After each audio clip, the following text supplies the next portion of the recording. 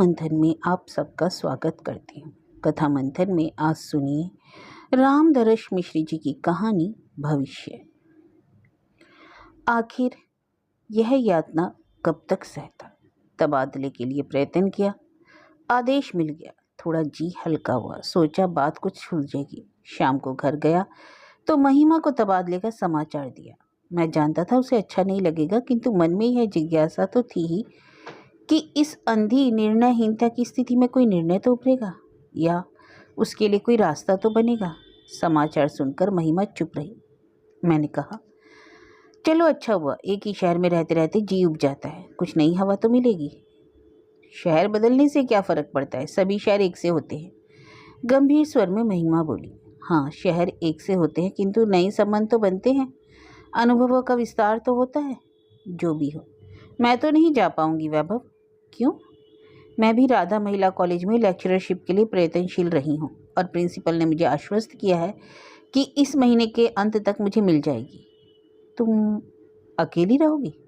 नहीं, हॉस्टल में मुझे जगह मिल जाएगी। तुम्हारे जाने के बाद वहीं चली जाऊंगी। लेकिन तुम्हें नौकरी करने की क्या आवश्यकता थी? तुम जानती हो कि मैं सरकारी नौकरी में हूँ और यह नौकरी परिवर्तनशील है। हाँ, सो तो जानती हूँ, किंतु मेरी सार्थकता एक अफसर की बीवी बनकर रह जाने भर भी तो नहीं। अपनी अभिव्यक्ति के लिए मुझे कुछ चाहिए तो। तुम्हारी अभिव्यक्ति के लिए तुम्हारी कला तो है, लेकिन मेरी साहित्य शिक्षा की अभिव्यक्ति के लिए भी तो कुछ चाहिए। घर में बैठकर दिन रात चित्र तो नहीं बना सकती। लोगों के बीच रहकर ज्ञान और अनुभव का आदान प्रदान बड़ी जीवंत अभिव्यक्ति है वैभव। हाँ, सो तो है। मेरे मन में एक कड़वी बात आई और चाहा कि कह दूं, लेकिन आज तक मैं यही तो नहीं कर सका। ना जाने क्या है महिमा मैं उसके प्रति कटु हो ही नहीं पाता और चाहता हूँ कि किसी प्रकार वह मेरी ही बनी रहे। महिमा, कलात्मक देह और कलात्मक मन। जब पिताजी कुंडली मिलवाने गुरुजी के पास गए थे तो गुरुजी खुशी से उछल पड़े थे। कारण यह था कि हम दोनों अलग अलग उनके प्रिय शिष्य रह चुके थे। गुरुजी कॉलेज में पढ़ाते हैं और ज्योतिषी में भी उनकी गहरी पैठ है। खाली समय में वे ज्योतिषी का भी काम करते हैं और जन्म पत्री भी बनाते हैं, किंतु कुछ खास लोगों की ही। पिताजी ने कहा, गुरुजी जरा दोनों जन्म पत्रियां मिलाकर तो देखिए। गुरुजी भावुक होकर बोले थे, मैं दोनों को जानता हूँ, दोनों बहुत अच्छे और नेक बच्चे हैं। अच्छे लोगों के बीच अच्छाई स्वयं दृढ़ सूत्र बन जाती है। फिर भी मैं मिलाए दे रहा हूँ। जन्म पत्रियां देखकर प्रसन्न भाव से बोले थे, बहुत अच्छी मिल रही हैं। पिताजी प्रसन्न भाव से घर आ गए थे। उसके बाद मैंने और महिमा ने एक दूसरे को देखा था।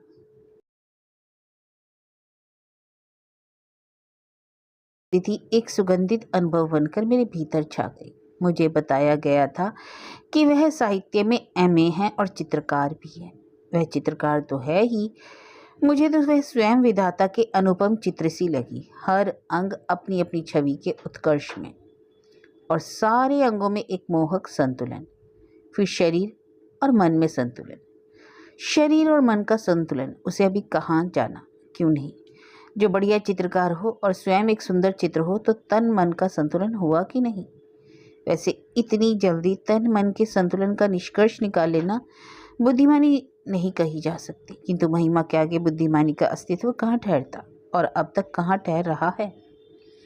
मैं विज्ञान का छात्र हूँ, आईएएस हूँ, बुद्धिवाद से मेरा सहज लगाव है, लेकिन महिमा के संदर्भ में मेरा बुद्धिवाद पंगु हो जाता है और मेरे भीतर एक भावुक कलाकार जन्म ले लेता है जो महिमा के सिवा और कुछ देखता समझता नहीं है। शादी के बाद महिमा के साथ होना एक ऐसा अनुभव था जिसे कोई नाम नहीं दे सकता। ये दिन हम लोगों के लिए वसंत होने के दिन थे।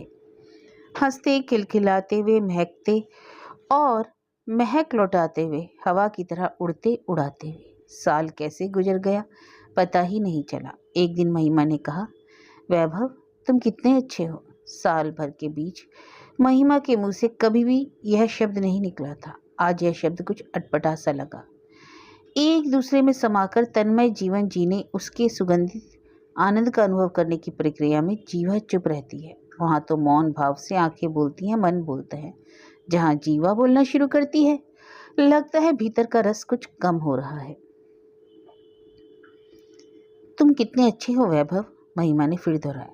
पता नहीं कैसा हूँ, पर इतना जानता हूँ कि तुम्हारा हूँ। ओ स्वीट डार्लिंग, कहकर महिमा गले से झूल गई थी, लेकिन मैं ऊपर से हंसता हुआ भी भीतर से उदास हो आया था। अब वह प्रायः मेरी प्रशंसा करने लगी, लेकिन मुझे लगने लगा कि उसके प्रगाढ़ सानिध्य में कुछ विरलता और ठंडापन आने लगा है। वह कम मिलती है और मिलती है तो बस प्रशंसा करती है, और जब मैं उसका उष्म सहचर्य चाहता हूँ तो किसी बहाने उठकर कहाँ चली जाती है। फिर वह किसी न किसी बहाने बार बार मायके जाने लगी। महिमा बार बार मुझ गरीब को क्यों अनाथ कर जाती हो, मैं हंसी हंसी में पूछता। एक पति के अधिकार से मैं उसके मायके जाने का, कहीं जाने की स्वतंत्रता को बाधित तो नहीं कर सकता था, लेकिन उसके इस व्यवहार का दर्द तो अनुभव करता ही था। उसे विनोद भरे पलंब में व्यक्त कर देता था। तुम कहाँ अकेले हो वैभव, इतने बड़े अफसर हो, तमाम अफसरी नौकरों और लोगों से घिरे हुए, तुम भला कैसे अनाथ हो सकते हो? वह भी हंसकर उत्तर देती। यह उत्तर मुझे बहुत व्यावसायिक सा लगता और मैं मन ही मन सहम जाता था। महिमा, तुम साहित्यिक हो, कलाकार हो, क्या तुम्हें बताना पड़ेगा कि पत्नी के साथ तथा लोगों के साथ में क्या अंतर होता है? वह हंस पड़ती, जिसका कुछ भी मतलब निकाला जा सकता था। मुझे भीतर ही भीतर शिकायत होने लगी कि महिमा मेरे प्रति क्रूर होती जा रही है, मगर क्यों? और तब यह भी लगने लगा कि महिमा कहीं कुछ परेशान सी है। उसके सारे ऊपरी सपाट आचरण के पीछे कोई बात है जिसे लेकर वह बेचैन सी लगती है, मगर मुझसे कहती नहीं है। मैं बार बार उसके प्रति अपने व्यवहार की समीक्षा करता। मेरा कोई आचरण उससे तकलीफ तो नहीं दे रहा है, लेकिन मैं ऐसा कुछ पकड़ नहीं पाता। मेरे लिए वह परम प्रियता थी। मैं तो उसे किसी भी स्थिति में किसी भी तरह हर्ट नहीं कर सकता था, किंतु हो सकता है जाने में ही मैंने उसका जी दुखा दिया हो। महिमा, मैंने कहीं तुम्हारा जी दुखाया है क्या? क्यों, ऐसा क्यों पूछ रहे हो? उसने चौंक कर उत्तर दिया। नहीं, ऐसे ही। मुझे न जाने क्यों लग रहा है कि मैं तुम्हें उतना प्रसन्न नहीं रख पा रहा हूँ जितना रखना चाहिए। नहीं वैभव, तुम तो बहुत अच्छे हो, तुम्हारे जैसा पति पाना तो किसी भी स्त्री के लिए सौभाग्य की बात है। लेकिन किसी स्त्री के दामन में सौभाग्य न समाये तो उसमें पति का क्या दोष? कहकर वह हंसी, लेकिन उस हंसी में एक उदासी स्पष्ट देखी जा सकती थी। क्या बात है महिमा? कुछ भी तो नहीं, तुम इस तरह क्यों पूछ रहे हो? मुझे लगा नहीं, कोई बात जरूर है जिसे वह खोलना नहीं चाहती। एक दिन हम लोग कमरे में निश्चिंत होकर बैठे थे, काफी अच्छे मूड में थे। बाहर रिमझिम बारिश हो रही थी। महिमा ने पूछा, कॉफी पियोगे? नहीं, इच्छा नहीं। मेरी खातिर? तुम्हारी खातिर तो मैं कुछ भी कर सकता हूँ डार्लिंग। वह कॉफ़ी बनाकर लाई, हम सिप करने लगे। क्यों डियर, क्या हम मित्रों की तरह नहीं रह सकते? महिमा ने लापरवाही दिखाते हुए कहा। क्यों, क्या हम अमित्रों की तरह रह रहे हैं? मैंने कहा, किंतु मनी में सोचा, यह कैसी अटपटी बात कर रही है महिमा। वह खिलखिलाकर हंसने लगी, लेकिन मुझे लगा यह खिलखिलाहट भीतर से नहीं फूट रही, किसी बात का आवरण है। सच पूछो महिमा, तो पति पत्नी सच्चे मित्र भी होते हैं। दास दासी या पूजक पूज्य का संबंध तो विकृत सामंती मनोवृत्ति की देन है। वास्तव में पति पत्नी में ना कोई छोटा है ना कोई बड़ा, दोनों को अपनी अस्मिता है, और फिर दोनों समान भाव से दोनों के लिए हैं। तुमसे बढ़कर मेरा मित्र और कौन हो सकता है? सो तो है, परंतु मैं यह नहीं कह रही थी। तो क्या कह रही थी? जो कह रही थी उसे बताओ। अरे छोड़ो डियर, बस कॉफ़ी पिए। मैं भी ना जाने क्या क्या बकबक करने लग जाती हूँ। मैं कॉफ़ी तो पी ही रहा था। मैंने महिमा के मुँह की ओर देखा। लगा कि वह फिर कोई बात कहते कहते झटके से कॉफ़ी की ओर मुड़ गई थी। बार बार मैके जाना, मेरे साथ रहकर भी पूर्वतः साहचर्य की ऊष्मा ना दे पाना, और फिर मित्र की तरह रहने का प्रस्ताव, आखिर क्या है इन सब का अर्थ? ये बातें ऐसी ही हैं या सा अभिप्राय? ये प्रश्न मेरा मन अपने से करने लगा था, किंतु खुलकर महिमा से नहीं पूछता था। डरता था कि कहीं उसकी कोई दुखती रग न छूट जाए, किसी प्रकार वह दुखी ना हो जाए, मेरे किसी कार्य से मेरे प्रति खिंचाव ना आ जाए। इसी मानसिकता से मैं एक दिन गुरुजी के यहाँ चला आया। वैसे जाता तो रहता ही था। इस बार मुझे देखकर गुरुजी बोले, क्या बात है वैभव, तुम कुछ प्रसन्न नजर नहीं आ रहे हो? सब ठीक तो है? सब ठीक है गुरुजी, कोई खास बात नहीं। अरे कोई खास बात नहीं तो आम बात ही सही, पर कुछ है तो जरूर। मैं कुछ नहीं बोला, इधर उधर की बातें करने लगा। मुझे लगा कि मैं जिस बात करने के लिए आया हूँ वह नहीं कर रहा हूँ, और वह जो कहे जा रहा हूँ उसके लिए आया नहीं। महिमा भी आई थी, वह भी तुम्हारी तरह अन्यमनस्क थी। मैं चौंका। लगा कि गुरुजी को मेरी समस्या की आहट मिल गई। मैं चुप रहा और गुरुजी स्वयं बोलते गए। अपने तथा महिमा के बीच वह संवाद सुना गए। आओ महिमा, बहुत दिनों बाद आई, तुम्हारी बहुत याद आती थी। हाँ गुरुजी, मुझे भी बहुत दिनों से दर्शन करने की इच्छा थी, लेकिन आप जानते ही हैं शादी के बाद की जिंदगी में 100 तरह की समस्याएं आ जाती हैं। हाँ यह तो है, मगर तुम्हारे जीवन में आईएएस है, सुंदर है, सुशील है और तुम भी सुयोग्य है। तुम दोनों में शिक्षा दीक्षा सौंदर्य और कलात्मक रुचि की इतनी अच्छी लय, आर्थिक दृष्टि से संपन्न, फिर 100 समस्याएं कहाँ से आ गई? अभी संतान भी नहीं हुई कि उसी को लेकर सुख दुख के अनेक क्रियाकलाप तुम्हें घिरे रहे। मैं हंस पड़ा और लगा कि वह भी मेरी हंसी में अपनी हंसी मिला रही है, परंतु वास्तव में वह गंभीर थी। गुरुजी, समस्याओं का दायरा क्या केवल इतना ही होता है जितना आपने बताया? अरे भाई, समस्याओं का तो अंत नहीं, विशेषतया मानसिक समस्याओं का। लेकिन मानसिक समस्याएं भी तो बाहरी परिस्थितियों के दबाव से ही पैदा होती हैं और बनती बिगड़ती रहती हैं।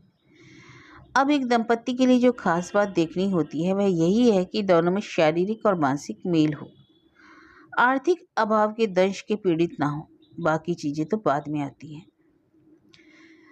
गुरुजी, आप ठीक कहते हैं, फिर भी कुछ समस्या ऐसी हैं जो इनके बावजूद पैदा हो जाती हैं। बाहर से सब कुछ ठीक ठाक दिखने के बावजूद वे कहीं से पैदा हो ही जाती है और ऐसी अरूप होती है कि ना अपनी पकड़ में आती हैं और ना किसी को समझाई जा सकती हैं। वे मन का ऐसा एकांत पक्ष होती हैं कि उन्हें सुलझाने में परिस्थितिगत यथार्थ सिर पटक पटक कर लहुलान हो जाता है। मैं कुछ बोला नहीं, चुपचाप उसे देखता रहा। वह स्वयं ही अपनी समस्या का कोई संकेत दे, किंतु वह भी चुप रही और एकाएक उठी, प्रणाम करके चली गई। मैं मुस्कुरा पड़ा।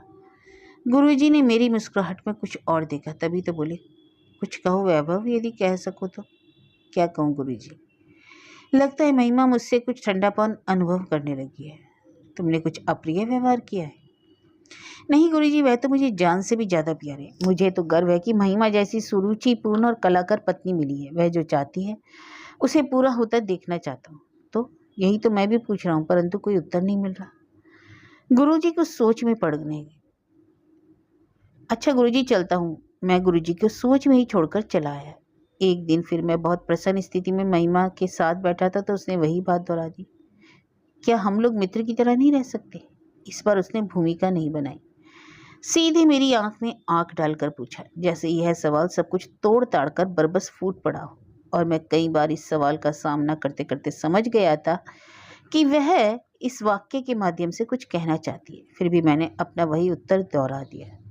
महिमा, मैं कई बार कह चुका हूँ कि हम पति पत्नी होते हुए भी मित्र हैं। नहीं, मैं केवल और केवल मित्र के रूप में रहने की बात कर रही हूँ। यानी हम साथ रहेंगे, किंतु पति पत्नी के रूप में नहीं, मित्र के रूप में। यदि हम साथ रहेंगे तो पति पत्नी होने से कैसे वंचित रह सकते हैं? रह सकते हैं। दुनिया की नज़रों में हम पति पत्नी रहेंगे, किंतु अपनी नज़रों में हम दो मित्र रहेंगे। मैं बुरी तरह चौंक गया। भीतर एक गहरा डर समा गया।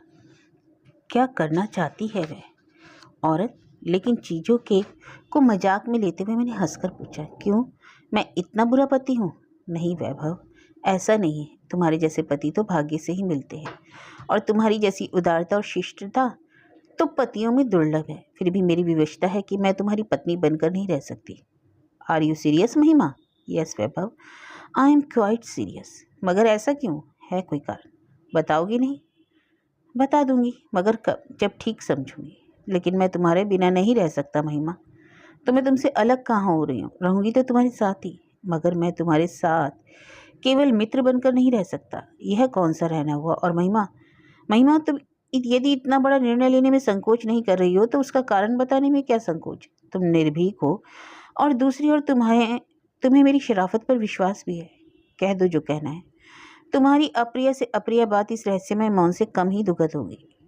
महिमा कुछ देर चुप रही, शायद इस ऊहापोह में रही कि कहे कि नहीं कहे। फिर मैंने जैसे सारा साहस बटोरकर उसने अपनी बात मेरे सिर पर दे मारी। बात यह है वैभव, मैं किसी दूसरे से प्यार करती हूँ। अभी शुरू हुआ है क्या? नहीं, बहुत पहले से।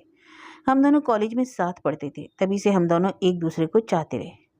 फिर मुझसे विवाह क्यों किया? वह चुप रही, जैसे कोई उत्तर ढूंढ रही थी। तुम्हें साहस की कमी तो नहीं? फिर क्यों नहीं मेरे साथ होने वाले संबंध को ठुकरा दिया? वह फिर भी चुप रही। बोलती क्यों नहीं महिमा? उसने सिर उठाया और मेरी आंखों में आंखें डालते हुए कहा, क्योंकि वह शहर से जा चुका था और वह विवाहित भी हो चुका था। मैंने उसे भुला दिया, और जब तुम्हारी शादी का प्रस्ताव आया तो शादी ना करने का कोई सवाल मन में पैदा ही नहीं हुआ। लेकिन क्या?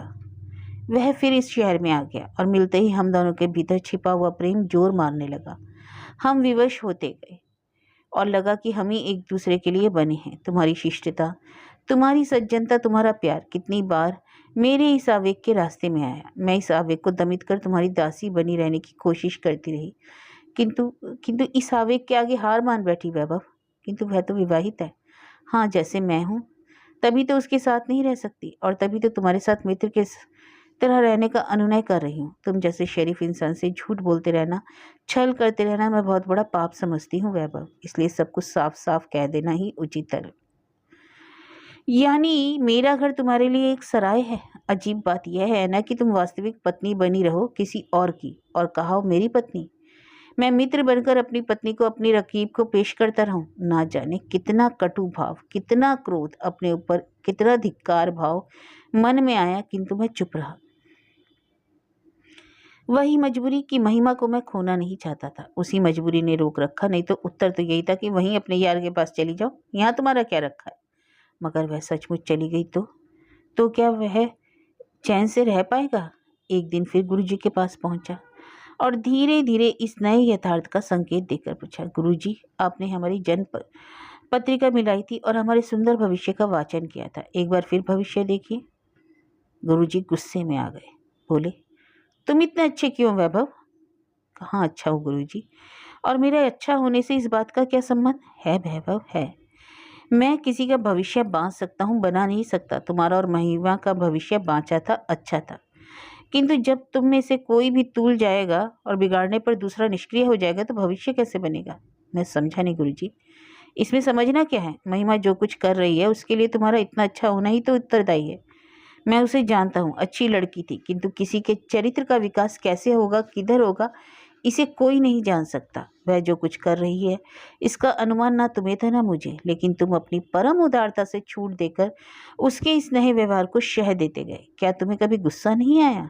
क्या कभी उसके इस व्यवहार का प्रतिरोध करने का तुम्हारा मन नहीं हुआ? क्या कभी तुमने दो टूक जवाब नहीं मांगा? मैं चुप रहा। वे बोले, तुम उसे इतना प्रेम करती हो कि तो तुम्हें अपने अधिकार का प्रयोग भी करना चाहिए, अपने से अधिक उसके भले के लिए। महिमा जिस रास्ते पर जा रही है, क्या वह रास्ता उसे एक दिन असुख और अशांति के अंधेरे में नहीं छोड़ देगा? और भले के लिए तुम्हें उसे रोकना टोकना नहीं चाहिए। गुरुजी, आप ठीक कह रहे हैं, किंतु परंतु क्या? जाओ जाओ और अपना तथा महिमा का भविष्य बनाने का प्रयत्न करो।